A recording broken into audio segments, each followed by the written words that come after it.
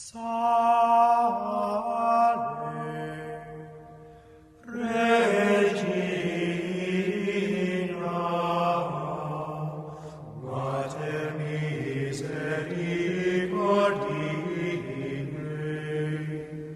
This reading from St. Matthew's Gospel about how it was that St. Joseph discovered Our Lady to be with child and then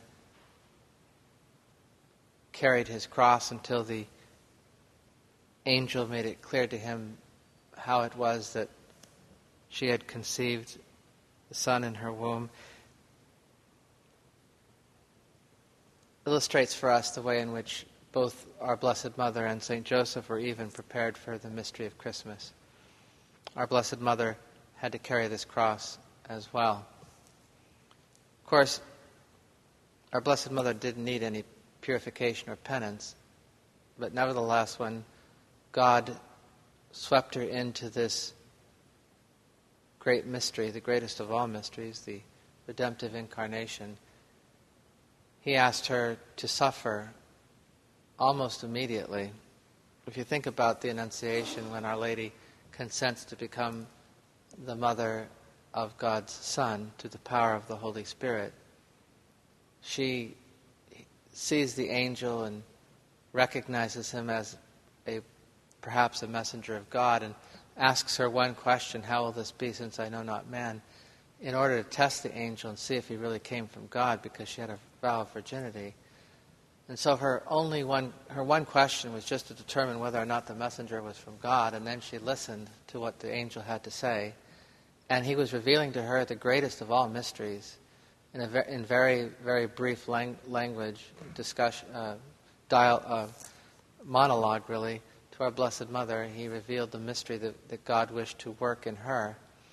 And when he had finished what he had to say, she simply said yes, and that was the end of the Annunciation, and Our Lady became the Mother of God at that moment.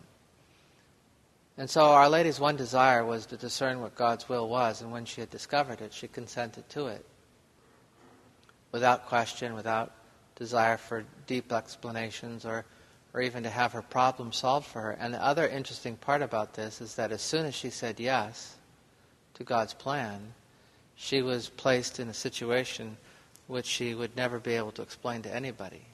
And in fact, it's clear from the reading in today's Gospel that for whatever reason, Our Lady did not try to explain it to St. Joseph. So she was pregnant without explanation, and in a very short amount of time, everybody would know it, including St. Joseph, and they did know it, and she had no explanation, and God had not explained it to St. Joseph either. And so, for example, in the private revelations to Venerable Mary of Agreda, it illustrates in there how St. Joseph was in this very impossible situation, because he truly was a just man, and he knew the supernatural character of his union with the Blessed Mother, and he knew that she was holy, and there was no way he could ever believe that she had committed a sin. And yet, at the same time, he couldn't deny his eyes. He saw her pregnant, and she didn't explain it to him. And for a time, God hadn't explained it to him either. So these two holy souls, the holiest souls who ever lived, one the Immaculate Conception and the other the foster father, the one chosen to be the foster father of Jesus, were in this unspeakable trial.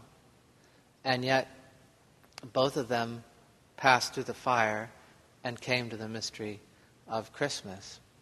Especially our Blessed Mother, who knew what was going on.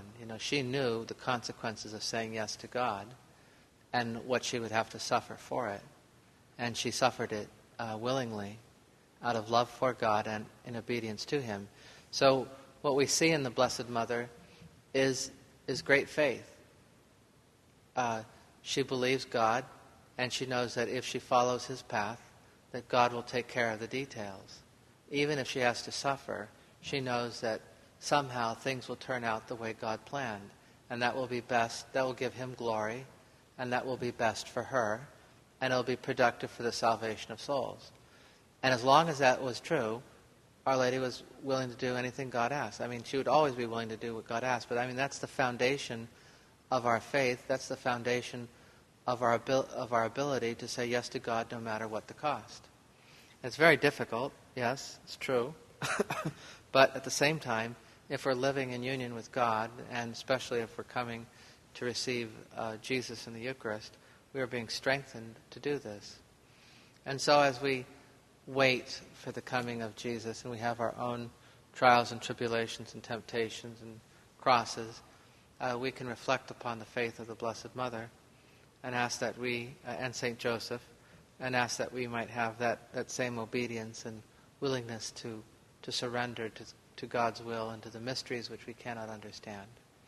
Because in the end, Christmas is a mystery, that God should become one of us, that he should so love us to send his only begotten Son into the world to dwell with us and then to suffer for us, is something that we cannot fully comprehend, something that we need to venerate in silence and on bended knee by disposing ourselves to say yes to God no matter what the cost. Because in the end, the cost is worth it, because what God has for us is a gift that is priceless. His only begotten Son, Jesus Christ, Emmanuel, God with us.